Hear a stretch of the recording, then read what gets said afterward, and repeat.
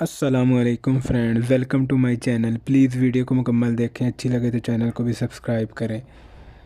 آج میں ایک نئی اپڈیٹ کے ساتھ حاضر ہوں۔ D G I P directorate general passport and immigration نے ایپ لانچ کر دی ہے۔ اس ایپ کے ذریعے آپ اپنے پاسپورٹ کی فیس گھر بیٹھے بیٹھائے اپنے موبائل فون سے، اپنے لیپ ٹاپ سے ادا کر سکتے ہیں۔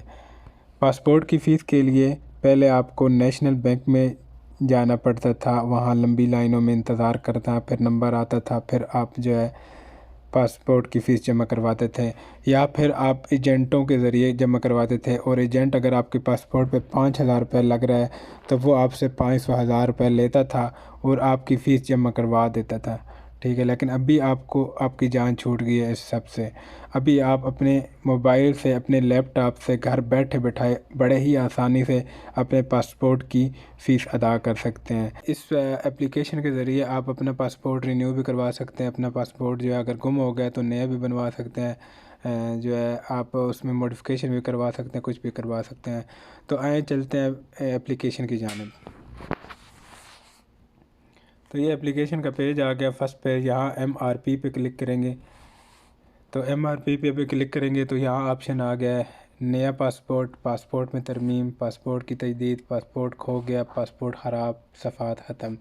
یعنی اگر ان آپشن میں سے آپ کا کوئی بھی مسئلہ ہے تو آپ اس پہ کلک کر سکتے ہیں۔ بالفرض آپ کا پاسپورٹ رینیو کروانا تو یہ پاسپورٹ تجدید پہ کلک کریں گے۔ اگر آپ کا پاسپورٹ گم گیا تو آپ اس پاسپورٹ کھو گیا پہ کلک کریں گے۔ اگر صفحے ختم ہو گیا تو صفحے پہ۔ تو میں نے بالفرض اگر نیا پاسپورٹ بنانا ہے تو سب سے پہلے میں یہاں نئے پہ کلک کروں گا، ٹھیک ہے۔ نئے پہ کلک کرنے کے بعد ابھی یہاں 3 آپشن ہوئے، نارمل ہے، ارجنٹ ہے، فاسٹ ٹریک ہے، ٹھیک ہے۔ نارمل کی فیس الگ ہوگی، ارجنٹ کی الگ ہوگی، تو اگر مجھے نارمل چاہیے تو میں نارمل پہ کلک کر دیتا ہوں، ٹھیک ہے جی۔ تو ابھی یہ بول رہا ہے کہ کتنے صفحہ والا چاہیے، 36 والا، 72 والا، 100 والا، چونکہ ہم لوگ عام کہ ہمیں 36 والا ہی ہمارے لیے کافی ہوتا ہے۔ جو بزنس مین ٹائپ لوگ ہوتے ہیں ان کا آنا جانا لگا رہتا ہے تو ان کے لیے بڑے زیادہ صفحہ والا، تو یہ 36 پیجز والا ہمارے لیے بہت ہے۔ تو ابھی نیچے انہوں نے یہ آپشن دیا ہے کہ 15 سال سے کم عمر بچوں کے لیے 10 سال کی مدت والا پاسپورٹ نہیں بنے گا، کسی غلطی کی صورت میں فیس ناقابل واپسی ہوگی۔ کہ یہ کہہ رہے ہیں کہ اگر کسی بچے کا پاسپورٹ بنوانا چاہ رہے ہیں جس کی عمر 15 سال سے کم ہے تو اس کا 10 سال کا پاسپورٹ نہیں بنے گا۔ اگر آپ نے فیس جمع کر دی ہے تو وہ فیس دوبارہ واپس نہیں ہوگی، اس لیے آپ فیس جمع کرنے سے پہلے یہ بات نوٹ کر لیں کہ جس کی آپ فیس جمع کروا رہے ہیں، جس کا آپ پاسپورٹ بنوانا چاہ رہے ہیں، اس کی عمر 15 سال سے زیادہ ہے، 15 سال سے کم نہیں ہے، ٹھیک ہے۔ تو آگے مجھے 10 سال کا پاسپورٹ چاہیے تو میں 10 سال پہ کلک کروں گا، 5 سال کا چاہیے تو 5 سال پہ کلک کروں گا، بالفرض مجھے 10 سال کا چاہیے تو میں 10 سال پہ کلک کروں گا، ٹھیک ہے جی۔ 10 سال پہ کلک کریں گے تو ابھی یہ کنٹینیو کا آپشن آ گیا تو میں یہاں کنٹینیو کروں گا، ٹھیک ہے۔ یہ ادھر آ گئی میری ٹوٹل فیس کہ میری کتنی فیس ہے پاسپورٹ کی، ٹھیک ہے۔ تو یہ اوپر فیس آ گئی۔ اس کے بعد یہ نیچے ریجنل پاسپورٹ آفس سائٹ، آپ کس سٹی کے ہیں، ٹھیک ہے، اپنا سٹی یہاں سے سلیکٹ کر لیں گے جی۔ بالفرض میں ابھی نیچے جاتا ہوں، یہاں پاکستان کے تمام سٹیز جہاں بھی پاسپورٹ آفس ہیں وہاں وہ ادھر موجود ہیں، تو آپ اس پہ کلک کر سکتے ہیں۔ یعنی مجھے راولپنڈی کے چاہیے تو میں نے راولپنڈی پہ کلک کر دیا، تو یہاں میں اپنا نام لکھوں گا، یہ میں نے اپنا نام لکھ دیا۔ یہاں میں اپنا شناختی کارڈ نمبر لکھوں گا، یعنی یہ میں آپ لوگوں کو جسٹ بتانے کے لیے، سمجھانے کے لیے بتا رہا ہوں۔ یہ اس طرح آپ نے لکھ دینا، یہ بالفرض میرا شناختی کارڈ ہو گیا، ٹھیک ہے۔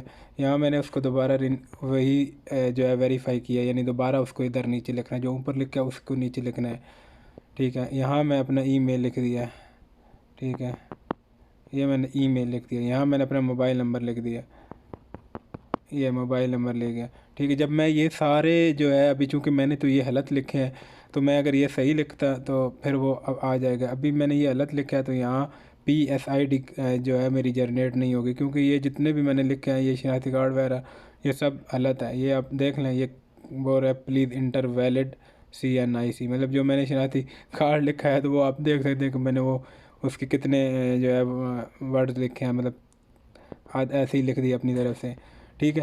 تو یہ PSID جب آپ کی جنریٹ ہو جائے گی، یہاں پر بھی جو معلومات دینی ہے آپ نے صحیح، اپنا نام، ٹھیک ہے، آپ کی سٹی میں کے ہیں آپ، اس کا سٹی کا نام لکھنا ہے، ٹھیک ہے، اپنا شناختی کارڈ لکھنا ہے، ای میل لکھنی ہے اور موبائل نمبر لکھنا ہے۔ اس کے بعد PSID پہ کلک کر دینا۔ یہ آپ کو رائٹ سائڈ پہ اوپر نظر آ رہا ہے تیر کا نشان، تو اس پہ آپ نے کلک کر دینا۔ جب آپ کا کلک کر دیں گے تو یہاں آگے ایک اور نیا پیج اوپن ہوگا، ٹھیک ہے، جس میں آپ کی PSID جنریٹ ہو جائے گی، ٹھیک ہے۔ PSID ایک ٹوکن سا ہی ہوتا ہے، ایک نمبر سا ہوتا ہے، وہ آپ کو وہاں سے آپ نے کاپی کر لینا ہے، ٹھیک ہے۔ کاپی کر لینے کے بعد آپ نے اپنے ATM سے جا کے، ٹھیک ہے، اپنے ATM سے جا کے یہ اس کو اپنے فیس ادا کرنی ہے۔ وہ فیس جو ادا کرنی ہوگی وہ PSID کے ذریعے آپ نے کرنی ہوگی۔ تو اگر آپ موبائل سے بھیجنا چاہ رہے ہیں، موبائل کی HBL کی اپلیکیشن ہے، تو یہ HBL والوں نے تو تقریباً 1 مہینہ پہلے ہی انہوں نے یہ آپشن دے دیا تھا، ٹھیک ہے، اس کی پاسپورٹ کی فیس کا۔ تو آپ جو ہے وہ پاسپورٹ کی فیس اس کے ذریعے بھی ادا کر سکتے ہیں، یعنی ادھر ہی 1 لنک کا آپشن ہے، آپ 1 لنک کو کلک کر کے تو وہاں سے کر لیتے ہیں، ٹھیک ہے جی۔ تو ابھی آپ لوگوں کو سمجھ آ گئی اس بات کی۔ ابھی اگر پاسپورٹ ترمیم کروانا ہے تو اس میں بھی یہ 3 آپشن ہے، ٹھیک ہے، کتنے صفحہ والا، وہی سیم سب کا سیم پروسیجر ہے۔ کھو گیا، گم ہو گیا پاسپورٹ، ٹھیک ہے، تو یہاں یہ وہ اس کا ذرا تھوڑا الگ ہے۔ پاسپورٹ کھو جانے کی صورت میں آپ کا پاسپورٹ کی FIR فراہم کرنے کی ضرورت ہوگی، یعنی کہ اگر آپ کا پاسپورٹ گم ہو گیا تو اس کی FIR آپ کو کروانی ہوگی، ٹھیک ہے۔ فرسٹ ٹائم گم ہوا، سیکنڈ ٹائم گم ہوا، تھرڈ ٹائم گم ہوا، صحیح ہے جی۔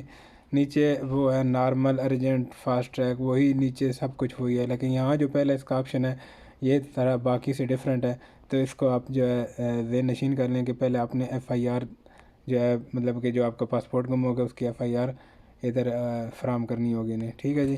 اس کے علاوہ پاسپورٹ اگر خراب ہو گیا تو اس میں بھی وہی ہے، بالکل سیم جتنے باقی میں آپشن آ رہے ہیں، یعنی پرائرٹی ہے، نارمل کروانا چاہتے ہیں، ارجنٹ، فاسٹ ٹریک، 100 والا، 72 والا، 36 والا، مطلب جو آپ کروانا چاہ رہے ہیں۔ یہ نیچے صفحات ختم ہو گئے، ٹھیک ہے، تو یہاں بھی وہی ہے، بالکل پرائرٹی میں یہ دے رہا ہے، نارمل آپ نے بنوانا، ارجنٹ بنوانا، فاسٹ ٹریک ہے، جو بھی ہے۔